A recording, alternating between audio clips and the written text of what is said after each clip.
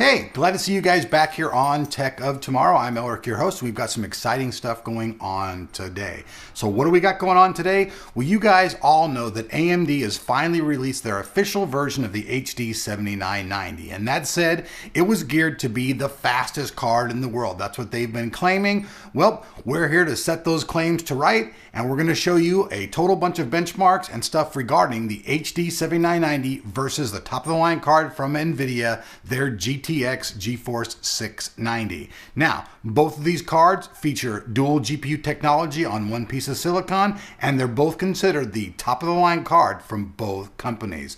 So with that said, let's jump in, let's check out some comparisons and see who at the end of the day, who really is the king of the frackin' ring. So let's start off, folks, with the GPU code name. Now, the HD 7990 is the Malta. It's based on the 20 nanometer process, and the GTX 690 is based on the GK104, also again on the 28 nanometer process. Now let's talk about core clocks. The HD 7990 has a core clock of 1000 megahertz. The GTX 690 has a core clock of 950 megahertz, but it boosts to 1020 megahertz in its boost technology. Now let's move on to memory clocks. The HD 7990 has a 1500 megahertz memory clock. The GTX 690 has 1502 megahertz. A slight little bump there, 2 megahertz. The HD 7990 has 4096 stream processors. The GTX 690 has 3072 CUDA cores.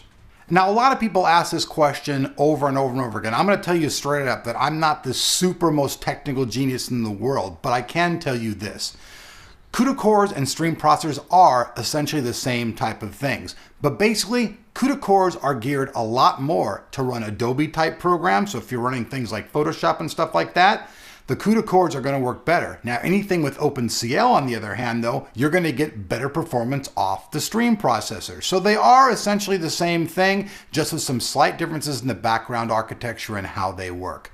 Now let's talk about the memory interface. Now you have to remember that these cards are both like having a Crossfire card or an SLI card on a single piece of silicon, so they're both ×2. Now, the HD 7990, it has a 384-bit ×2 interface, and the GTX 690 has a 256-bit ×2 memory interface. Now the HD 7990, it has a memory bandwidth of 288 gigabytes per second ×2. The GTX 690, on the other hand, has 192.3 gigabytes per second ×2. Now, I want to just mention something right off the bat. A lot of people talk about micro-stuttering and all that kind of stuff, and you know that if you take, just two gigabyte cards and you slap them in a system, you're not accessing the total 4 gigabytes of available memory. But with these two cards, you get the maximum amount of memory and you get to access it all. So the GTX 690, it has 2 gigabytes of GDDR5 memory ×2, but you can access all of that at the same time, which is one of the more superior things about the designs of both the 7990 and the GTX 690. Now the HD 7990, it has 3 gigabytes of GDDR5 memory ×2 for a total available memory of 6 gigabytes. Now let's talk about TDP and the difference between the GTX 690 and the HD 7990. Now the HD 7990, it requires 375 watts, where the GTX 690 only requires 300. So hats off to the GTX, they win this particular category. Now that we've compared the cards spec to spec, let's jump in and let's check out the benchmarks and see how the cards do in gaming.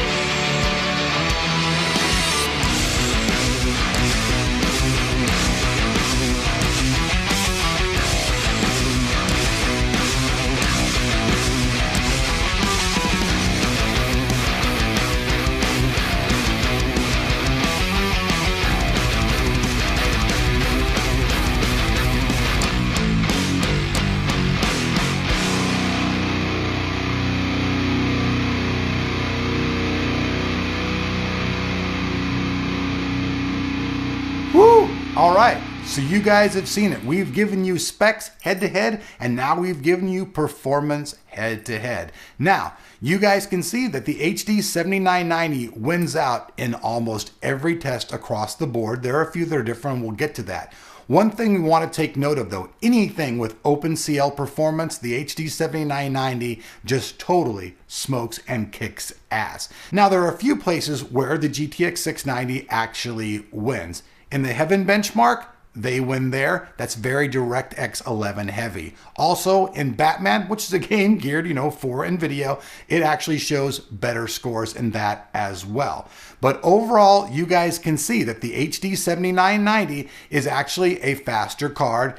And one thing that's kind of noteworthy is that the card actually does run a little bit cooler, which is kind of strange. So you guys saw previously that the TDP value was less on the GTX 690, but in real world heating, we see the GTX 690 is about 3 degrees hotter than the 7990, running all the same tests in the same type of environment. So you guys all know that these cards are both very, very frackin' expensive, and the differences between the two aren't that significant. Yeah, of course, the HD 7990 wins in a few things, and well, it really should. NVIDIA kind of kicked back on their laurels, and they reached out into different divisions of technology and kind of just really sat back and waited to see what AMD has done. Well, okay, AMD has come back to the table now, and they have the faster card. But the thing is, you know as well as I do, if you're an NVIDIA fan, damn, you're going to be going out and buying yourself an HD 7990. You're not going to give a shit if it has a few screens more per this. That's not even going to matter to you. But if you're just somebody who doesn't care at all about who makes the card, you have no fan attachment whatsoever, then you can see the 7990 might be a really good choice for you. You just got to really take into consideration, how much are advanced physics important to you? How much is it? Because you're not going to get advanced physics using the HD 7990. Yes, you can install the driver. Now, there's another thing that gets touchy. A lot of people still think that you cannot use physics on an AMD card. Well, that's entirely not true. What you do is you just go install the driver off the NVIDIA side and you run it off of your CPU, not your GPU. That's the only real difference. So if you're somebody though and you think, hey, advanced physics is my cup of tea, then you're really going to want to be looking heavier at the GTX 690. Now, before we wrap this up, all the information will be down there below the like button, which I know you'll hit since you're there. And we also have something really cool for you guys as well. I've got this set of Flux in-ear headphones over here from the people over at SteelSeries.